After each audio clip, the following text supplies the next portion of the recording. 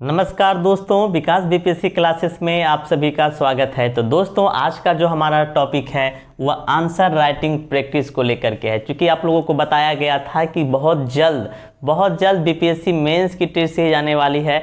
तो उसी से संबंधित चूँकि मैंने सोचा कि टेस्ट सीरीज प्रारंभ करने से पहले आप लोगों को यह बता दिया जाए कि किस तरीके से हमें आंसर राइटिंग करना है, एक अच्छा उत्तर किस तरीके से लिखा जाता है, प्रश्नों को किस प्रकार से ब्रेक किया जाता है और एक अच्छा उत्तर किस तरीके से लिखा जाता है। तो आज का जो ये सेशन है वह आंसर राइटिंग प्रैक्टिस को लेकर के है। तो आज हम लोग जो चर्चा करने वाले हैं वह आंसर राइटिंग प्रैक्टिस को लेकर के करने वाले हैं। तो सभी लोग वीडियो के अंत तक बने रहें और वीडियो को लास्ट तक देखें, क्योंकि आज का सेशन बहुत ही इंपॉर्टेंट सेशन है। क्योंकि आज मैं बताने जा रहा हूँ बीपीएससी मेंस के आंसर राइटिंग के बारे में कि आपको कैसे आंसर राइटिंग करना है, किन किन चीज़ों का समावेश करना है, स्टेटमेंट क्या होनी चाहिए, भूमिका क्या होनी चाहिए, निष्कर्ष क्या होनी चाहिए।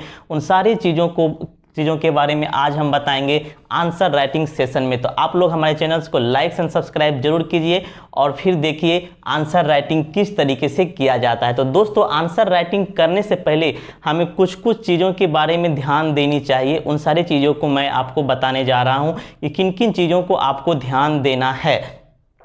तो सबसे पहले, यदि आप किसी भी प्रश्न की आंसर राइटिंग कर रहे हैं, ध्यान से सुनिएगा, आप जिस भी प्रश्न का आंसर राइटिंग कर रहे हैं उस प्रश्न का सबसे पहला काम है कि उस प्रश्न को आप ध्यान से पढ़ें। तो पहला आंसर राइटिंग करने की पहला प्रोसेस हमारा क्या है? प्रश्न को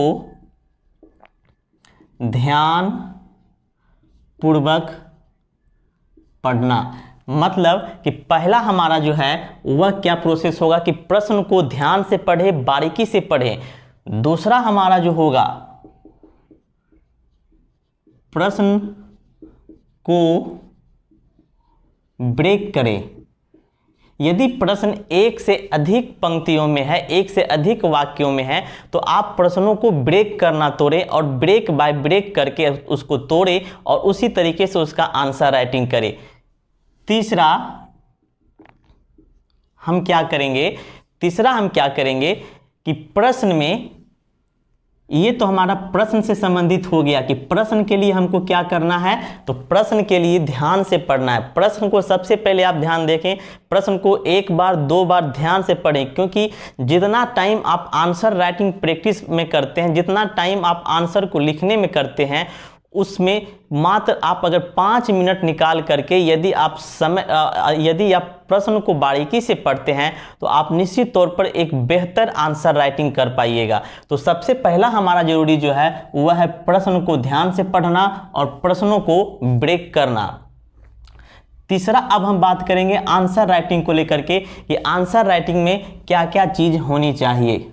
ठीक है, तो आंसर राइटिंग में क्या क्या चीज़ होनी चाहिए। तो आंसर राइटिंग में सबसे पहला हम भूमिका लिखते हैं। प्रश्न का जो भी स्टेटमेंट होता है उसके अनुसार से, प्रश्न में जो भी मांगा गया होता है उसके अनुसार से हम भूमिका लिखते हैं। सबसे पहले जो हमारा लिखाएगा वह भूमिका लिखाएगा। अभी आप सारी चीज़ों को सिर्फ समझे, इसके बाद में हम एक प्रश्न के द्वारा आप लोगों को यह भी बताएंगे कि किस तरीके से भूमिका को लिखना है, किस तरीके से स्टेटमेंट को लिखना है और किस तरीके से निष्कर्ष को लिखना है। तो सबसे पहले हम क्या करेंगे, भूमिका को लिखेंगे। दूसरा में हम क्या करते हैं, मुख्य स्टेटमेंट को लिखते हैं, जो हमारा प्रश्न का डिमांड है। और तीसरा में हम क्या करते हैं, निष्कर्ष पे आते हैं। ये 3 चीज़ों का समाहित आपको करना होता है किसी भी आंसर राइटिंग में। सबसे पहले आप भूमिका को लिखेंगे, फिर मुख्य स्टेटमेंट जो प्रश्न का डिमांड है उसे लिखेंगे और अंत में आप निष्कर्ष को लिख करके उस प्रश्न का आंसर क्लोज कर सकते हैं। तो ये 3 चीज़ आपको ध्यान में रखना है। अब भूमिका को कैसे लिखा जाता है, मुख्य स्टेटमेंट को कैसे लिखा जाता है और निष्कर्ष को कैसे लिखा जाता है, इसकी चर्चा हम करेंगे। दूसरी बात, यदि आप आंसर राइटिंग कर रहे हैं, ध्यान से सुनिएगा, यदि आप आंसर राइटिंग कर रहे हैं तो आप कोशिश करें कि जहाँ जहाँ आपको आर्टिकल का यूज हो, खास करके पॉलिटी के सेक्शन में यदि आपको कहीं भी आर्टिकल का यूज हो तो आप उस आर्टिकल को जरूर उल्लेखित करें, आप उस आर्टिकल को जरूर लिखें। दूसरा, यदि आंसर से संबंधित कोई सुप्रीम कोर्ट का डिसीजन हो, यदि आपके दिमाग में कोई सुप्रीम कोर्ट का डिसीजन हो तो आप उस सुप्रीम कोर्ट के डिसीजन का भी जरूर वर्णन करें। और तीसरा, करेंट में यदि कोई उससे प्रश्न से संबंधित कोई मुद्दा रहा हो या सरकार के द्वारा कोई योजना चलाया जा रहा हो तो उन योजनाओं, उन मुद्दाओं का जो है आप वर्णन जरूर करें। तो ये 3 चीज़ यदि आप अपने आंसर राइटिंग में करते हैं तो आपका आंसर एक बेहतर आंसर कहलाएगा। पहला क्या करना है कि जहां आपको आर्टिकल की आवश्यकता पड़े वहां आपको आर्टिकल डालना है कि फलाने आर्टिकल में ये है, आर्टिकल 14 में हमारा मौलिक अधिकार की समानता, विधि के समझ समता है, तो इन सारी चीज़ों को आपको उल्लेखित करना है। दूसरा, यदि सुप्रीम कोर्ट का कोई ऑर्डर पास हुआ हो या सुप्रीम कोर्ट संबंधित कोई भी आदेश हो तो आप उसको डालने का प्रयास करें। और तीसरा जो है वह है कि हाल ही में यदि कोई सरकार के द्वारा प्रश्न से संबंधित कोई योजनाएं चलाया गया हो या कोई घटनाएं संबंधित हो तो आप उस घटनाओं का वर्णन करें, तब जाके आपका आंसर एक बेहतर आंसर कहलाएगा। अब हम बात करते हैं कि एक अच्छा आंसर कैसे लिखेंगे, कैसे हम भूमिका की बात करेंगे, कैसे हम मुख्य स्टेटमेंट की बात करेंगे और कैसे हम निष्कर्ष की बात करेंगे। इन सारी चीज़ों को हम एक प्रश्न के माध्यम से समझेंगे और देखेंगे कि हम उस प्रश्न को किस तरह से लिखते हैं। याद रहे, आप लोग ध्यान दीजिएगा कि अभी हम किसी भी टॉपिक की चर्चा नहीं कर रहे हैं, अभी आपको सिर्फ यह बताया जा रहा है कि आंसर राइटिंग कैसे बेहतर लिखना है, किस तरीके से आप एक अच्छा उत्तर लेखन कर सकते हैं। इसके बाद हम टॉपिक पे आएंगे नेक्स्ट वीडियो में और उस टॉपिक से आपको आंसर राइटिंग प्रैक्टिस के लिए दिया जाएगा। तो याद रहे, आज का जो सेशन है वह सिर्फ और सिर्फ आपको यह समझाने के लिए है कि आप एक अच्छा उत्तर कैसे लिखें। तो चलिए अब हम देखते हैं एक प्रश्न के माध्यम से कि हम किस तरीके से भूमिका, निष्कर्ष और स्टेटमेंट को लिखते हैं। अब हम एक प्रश्न को बोर्ड पे लिखेंगे और आप लोग भी उस प्रश्न को ध्यान से पढ़ें। यह प्रश्न जो है काफ़ी इम्पोर्टेंट है और पूछा गया प्रश्न है, इस प्रश्न की हम चर्चा करेंगे।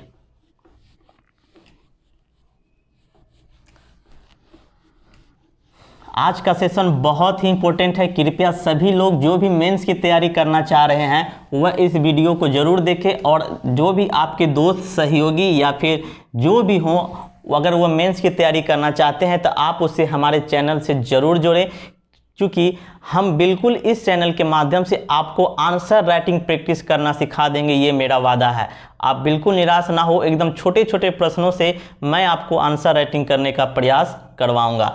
तो प्रश्न, हम एक प्रश्न लिखते हैं। प्रश्न है, हम भारत के लोग, वाक्यांश, हम भारत के लोग वाक्यांश जन संप्रभुता के विचारों को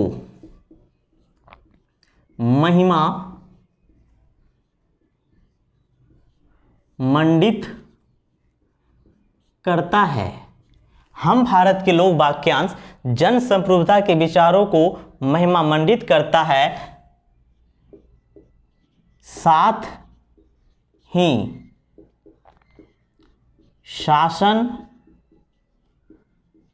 व्यवस्था के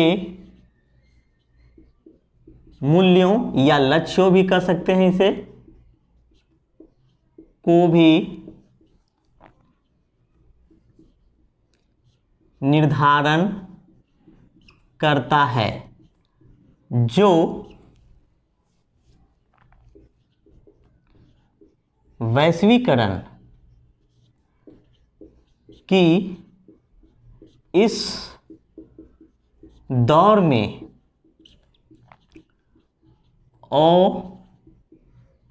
अव्यावहारिक होता जा रहा है,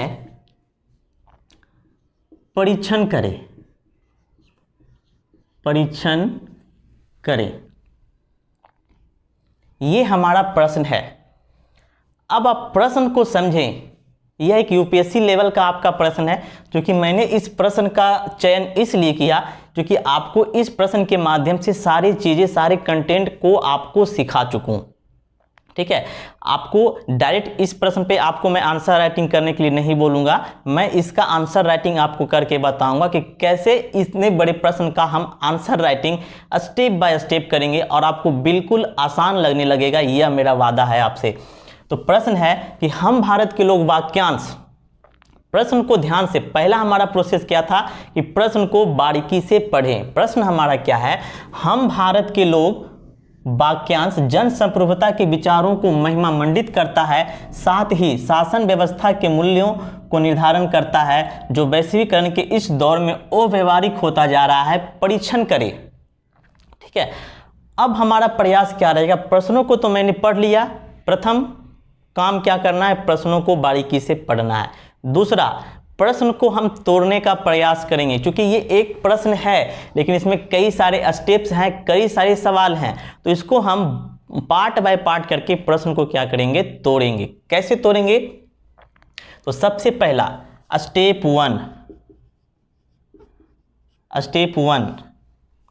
वन में हम क्या करेंगे, हम भारत के लोग वाक्यांश जन संप्रभुता के विचारों को महिमा मंडित करता है। यह हमारा प्रश्न का एक पार्ट हो गया।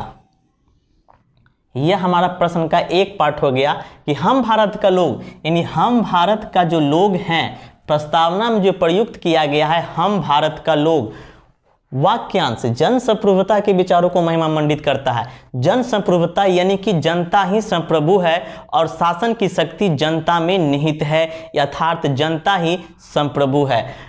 तो हम भारत के लोग वाक्यांश जन संप्रभुता के विचारों को महिमा मंडित करता है। यह हमारा प्रश्न का पहला भाग है। तो हमारा पहला भाग क्या होगा कि हम भारत के लोग वाक्यांश जन संप्रभुता के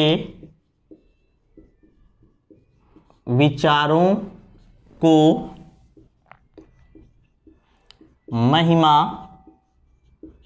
मंडित करता है, क्योंकि स्टेप 1 में हम क्या लिखेंगे कि हम भारत के लोग वाक्यांश जन संप्रभुता के विचारों को महिमा मंडित करता है, क्योंकि अब यहाँ पे हम पॉइंट डालेंगे कि हम भारत के लोग, जो ये जो प्रस्तावना में प्रयुक्त शब्द हैं, वह किस तरीके से जन संप्रभुता के विचार को महिमा मंडित करता है, इसकी चर्चा हम करेंगे और हमारा स्टेप 1 का आंसर कंप्लीट होगा। हम चूंकि आगे आपको इसकी आंसर भी बताएंगे बोल करके, अभी मैं आपको बता रहा हूं सिर्फ यह कि किस तरीके से हम प्रश्न को तोड़ेंगे। तो स्टेप 1 यानी पहला स्टेप में हमको इस प्रश्न का जवाब देना है। स्टेप 2 में क्या है कि शासन व्यवस्था के मूल्यों का निर्धारण करता है। कौन निर्धारण कर रहा है, हम भारत के लोग के ही बात की जा रही है। स्टेप 2 में क्या लिखेंगे, हम भारत के लोग वाक्यांश क्या है, दूसरा पैरा हमारा शासन व्यवस्था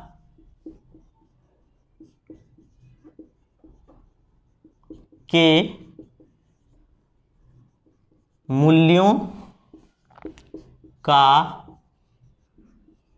निर्धारण करता है, क्योंकि फिर हम इस क्योंकि लिख करके इसके पॉइंट को रखेंगे।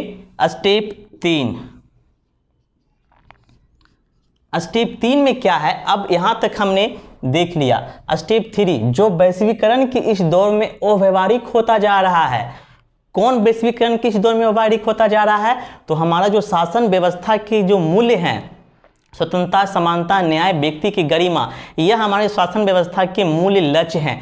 यह जो है वैश्वीकरण के इस दौर में, मतलब अभी के जो हमारा वैश्वीकरण का युग है उस समय अव्यवहारिक होता जा रहा है, उसकी परीक्षण करना है। तो स्टेप 3 में हम क्या करेंगे कि वैश्वीकरण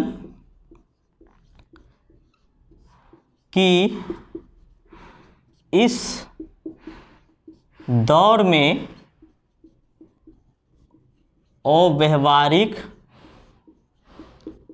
होता जा रहा है, क्योंकि फिर हमारा तीसरा लेवल आएगा प्रश्न का, स्टेप 4। स्टेप 4 में क्या करेंगे, परीक्षण करें। अब स्टेप 4 हमारा क्या है, परीक्षण करें, परीक्षण करें। अब हम इसकी क्या करेंगे, परीक्षण करेंगे। परीक्षण का मतलब आप लोग जान लीजिए, एग्जामिन करना। जैसे ही प्रश्न में परीक्षण शब्द आए कि परीक्षण करें, एग्जामिन करें, यानी कि आपको बताना होगा कि कितना सही है और कितना गलत है। मतलब आपको दोनों पक्ष रखना होगा कि कितना सही है और कितना गलत है। नेक्स्ट हमारा स्टेप 5 होगा और वह हमारा होगा निष्कर्ष और हमारा आंसर क्लोज। तो यहाँ से हमने क्या देखा कि यह जो प्रश्न है यह 1 2 3 4 5 पैरे में टूट गया, यानी कि 5 भाग में टूटा। इसका आंसर हमारा 5 भाग में जाएगा। विद्यार्थी क्या गलती करते हैं कि हम भारत के लोग वाक्यांश जन संप्रभुता के विचारों को महिमा मंडित करता है। वह जानता है कि प्रस्तावना में इस शब्द का प्रयोग किया गया है, अर्थात वह क्या करता है कि प्रस्तावना में जितने सारे शब्दों का उल्लेख है, जो सारी बातें कही गई है, उस सारी बातों को लिख डालता है बिना प्रश्न को देखे हुए। प्रश्न में आपको प्रस्तावना के बारे में नहीं पूछा जा रहा है, प्रश्न में आपको पूछा जा रहा है कि हम भारत के लोग वाक्यांश जन संप्रभुता के विचारों को महिमा मंडित करता है, क्यों करता है, क्योंकि क्यों करता है, आपका उसका जवाब देना है। साथ ही शासन व्यवस्था के मूल्यों को निर्धारण करता है। शासन व्यवस्था यानी कि प्रत्येक व्यक्ति की जो आर्थिक समानता, सामाजिक समानता, आर्थिक न्याय, व्यक्ति की गरिमा, बंधुता बनाने की जो बात की गई है उसका निर्धारण करता है। कौन करता है, हम भारत के लोग। उसकी व्याख्या करना है कि क्यों करता है, इसका जवाब देना है। जो वैश्वीकरण की इस दौर में अव्यवहारिक होता जा रहा है, परीक्षण करें कि क्या वैश्वीकरण के इस दौर में जो हमारे शासन व्यवस्था के लक्ष्य हैं, यानी शासन व्यवस्था के जो लक्ष्य हैं, आर्थिक समानता, स्वतंत्रता, न्याय, व्यक्ति की गरिमा, बंधुता, ये सारे हमारे जो हैं वह क्या कहलाते हैं, शासन व्यवस्था के मूल लक्ष्य कहलाते हैं। तो क्या वर्तमान समय में ये जो हमारे शासन व्यवस्था के मूल लक्ष्य हैं यह अव्यवहारिक होते जा रहे हैं, यानी इनका मूल्य जो है धीरे धीरे घटता जा रहा है, इसका परीक्षण करना है। तो ध्यान रहे कि इस तरीके से यदि आपका कोई प्रश्न पूछा जाए तो आप उसकी निगेटिव और पॉजिटिव दोनों बातों की तो चर्चा करेंगे, लेकिन पॉजिटिव सेंस आपको ज़्यादा देना है, क्योंकि यह हमारे कॉन्स्टिट्यूशन की बात है और कॉन्स्टिट्यूशन की विरोध में आप नहीं जा सकते हैं। एक सीमा में रह करके आप उनकी निगेटिव पॉइंट को रखेंगे और अंततः निष्कर्ष में एक पॉजिटिव सेंटेंस लिख करके आंसर को क्लोज करेंगे। तो सबसे पहले हमारा स्टेप 1 क्या होगा कि हम भारत के लोग वाक्यांश जन संप्रभुता के विचारों को महिमा मंडित करता है, क्योंकि। फिर स्टेप 2 में हम इसकी चर्चा करेंगे। स्टेप 3, स्टेप 4, स्टेप 5 में निष्कर्ष लिख करके हम आंसर को क्लोज करेंगे। लगभग यह आंसर हमारा जो है वह 250 शब्द से 300 शब्द के बीच में जाएगा और हमारा आंसर एक अच्छा आंसर कहलाएगा। तो अब देखिए कैसे हम लिखेंगे। डायरेक्ट प्रश्न को भी आप हिट कर सकते हैं। ऐसे प्रश्न में आप डायरेक्ट प्रश्न को ही हिट करें तो आपका उत्तर ज़्यादा बेहतर होगा।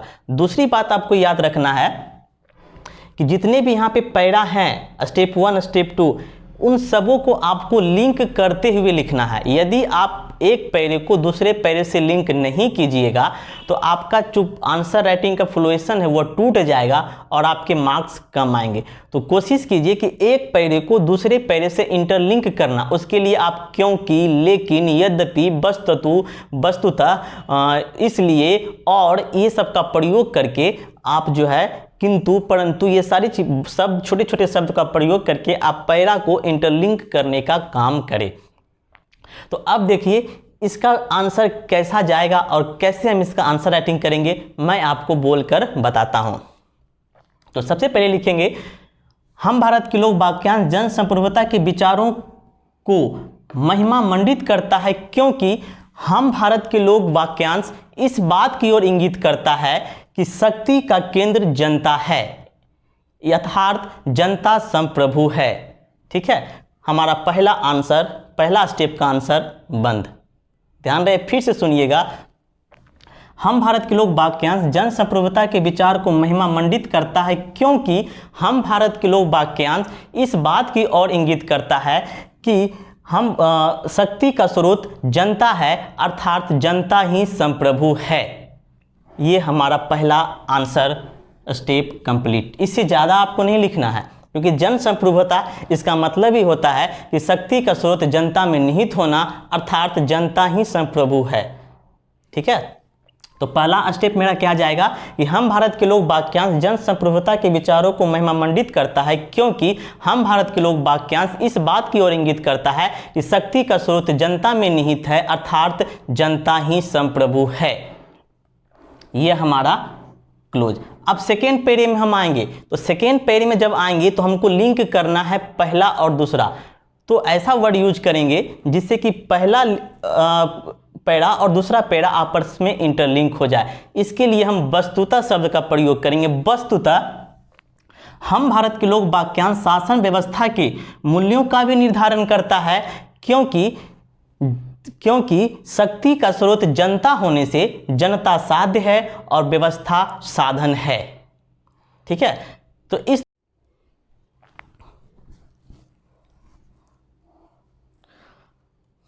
अब देखिए, हम इसके जो है आंसर आपको फर्स्ट पैरा और सेकेंड पैरा को एक दूसरे से इंटरलिंक करके बोलते हैं। आप ध्यान से सुनिएगा, आपको पता नहीं चलेगा कि किस तरीके से हमने पैरा को लिंक किया है। तो देखिए किस तरीके से फर्स्ट पैरा और सेकेंड पैरा को हम लिंक करेंगे। हम भारत के लोक वाक्यांश जन संप्रभुता के विचारों को महिमा मंडित करता है, क्योंकि हम भारत के लोक वाक्यांश इस बात की ओर इंगित करता है कि शक्ति का स्रोत जनता में निहित है, अर्थात जनता ही संप्रभु है। वस्तुतः, अब वस्तुतः शब्द का प्रयोग करके हम दूसरे पैरे में आएंगे। वस्तुतः हम भारत के लोक वाक्यांश शासन व्यवस्था के मूल्यों को भी निर्धारित करता है, क्योंकि शक्ति का स्रोत जनता के होने से जनता साध्य है और व्यवस्था साधन है। इन व्यवस्थाओं का मूल्यांकन जनहित के अनुरूप होना चाहिए, इसलिए प्रस्तावना में जन कल्याण के लिए व्यक्ति की स्वतंत्रता, समानता, न्याय, व्यक्ति की गरिमा की बात कही गई है, जिसका उद्देश्य है शासन व्यवस्था के मुख्य लक्ष्य को प्राप्त करना। अर्थात शासन व्यवस्था का मुख्य लक्ष्य प्राप्त करना है, जिसमें कि एक और जनता का विकास हो और दूसरी ओर एक संवैधानिक सरकार की स्थापना हो। अब मैंने फर्स्ट पैरा और सेकेंड पैरा का आंसर क्लोज।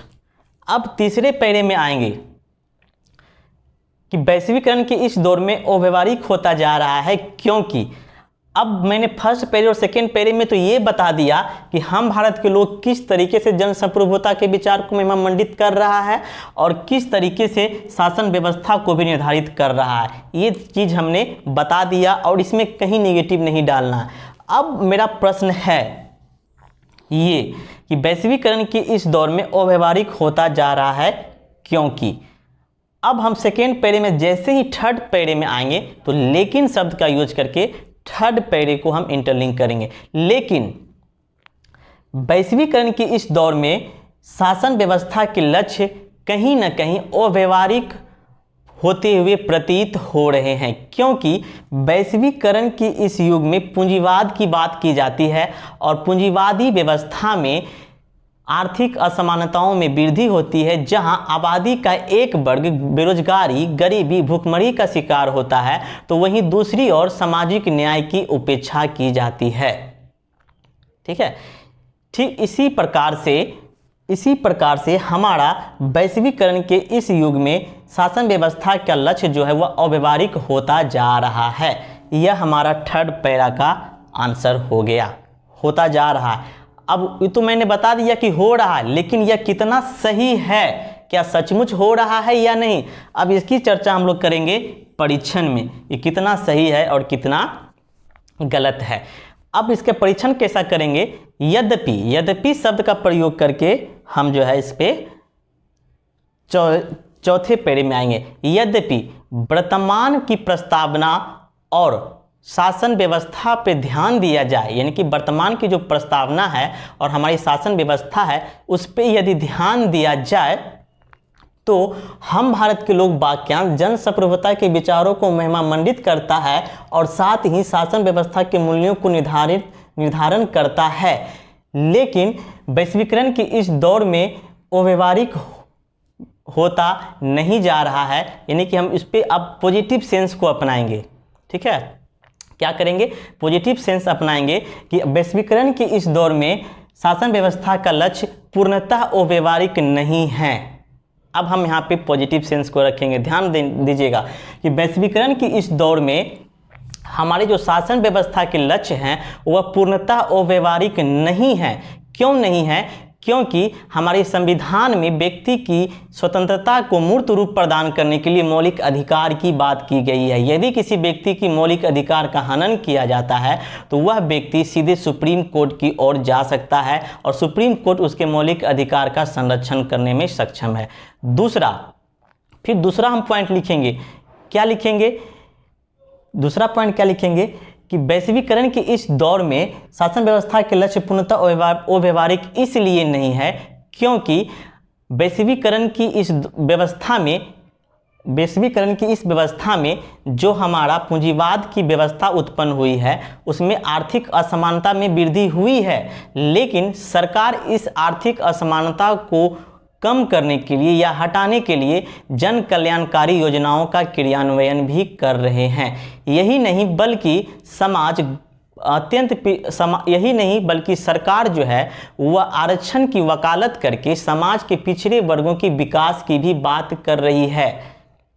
अतः यह कहना तर्कसंगत नहीं है कि वैश्वीकरण के इस दौर में हमारे शासन व्यवस्था के लक्ष्य पूर्णतः अव्यवहारिक है। बेशक उनकी प्राप्ति थोड़ी सी कठिन हो गई है, इसलिए हमारा प्रस्तावना आज भी मार्गदर्शक है। हमारा आंसर क्लोज। तो निष्कर्ष भी हमारा इसमें आ गया। निष्कर्ष में क्या लिखेंगे, निष्कर्ष में हम क्या लिखेंगे कि एक ही चीज लिखेंगे कि आज भी हमारा प्रस्तावना आदर्श है, यानी कि आज भी हमारा प्रस्तावना एक आदर्श है, आइडियल है और हम इसके विरुद्ध नहीं जा सकते और हमारा आंसर जो है वह क्लोज है, क्लोज हो गया। तो इस तरीके से हम अपना आंसर को लिखेंगे। ठीक है, तो यह हमारा प्रश्न था। आपको बताया कि किस तरीके से ब्रेक करना है, कैसे लिखना है, कैसे प्रश्नों को तोड़ना है, इस पे ध्यान देना है। कहीं पे अगर आपको परीक्षण कर रहे शब्द का यूज आएगा तो समझ लीजिए कि आपको दोनों पक्ष को रखना है कि कितना सही है और कितना गलत है। दूसरा, यदि व्याख्या करे की बात आएगा तो सिर्फ आपको व्याख्या करना है। विश्लेषण करिए तो आपको सिर्फ विश्लेषण करना है। टिप्पणी करिए तो आपको उस पर टिप्पणी करना है। समीक्षा करिए, समीक्षा यदि आपको करना है तो आपको उसके दोनों फैक्ट को रखने होंगे। आलोचनात्मक विश्लेषण करिए तो आपको सिर्फ उसको आलोचनात्मक करना है और थोड़ी सी उसकी जो है पॉजिटिव थिंग को रखते हुए अपना आंसर को क्लोज करना है। तो ये आज का हमने वीडियो बनाया आंसर राइटिंग को लेकर के। आई होप आपका यह आंसर राइटिंग अच्छा लगा होगा। इसी के माध्यम से, हालांकि आज हमने थोड़ा बड़े प्रश्न का चयन इसलिए किया ताकि आपको चीज़ों को आसानी से समझा सकें। इसके बाद हमारा नेक्स्ट टॉपिक जो आएगा वह मेंस से लेकर आएगा और बिल्कुल छोटे छोटे प्रश्न से, एक स्टेप के प्रश्नों से आपको आंसर राइटिंग प्रैक्टिस कराई जाएगी। ठीक है, तो आप बिल्कुल घबराएं नहीं, ज़्यादा से ज़्यादा हमारा वीडियो को शेयर करें और आपके जो भी दोस्त हैं, फ्रेंड सर्किल के हैं जो मेंस की तैयारी करना चाहते हैं, अभी से ही वह 66वीं बीपीएससी मेंस की तैयारी में लग जाएं। हमारा वादा है कि हम आपको एक बेहतर आंसर राइटिंग करना सिखा देंगे। तो फिर मिलते हैं नेक्स्ट वीडियो में नए टॉपिक के साथ, नई जज्बा जुनून के साथ, नए अभ्यास के साथ, और हम आपको बताएंगे धीरे धीरे प्रश्नों की अभ्यास पे, धीरे धीरे प्रश्नों के आंसर राइटिंग करने के लिए। तो फिर से मिलते हैं। धन्यवाद। जय भारत।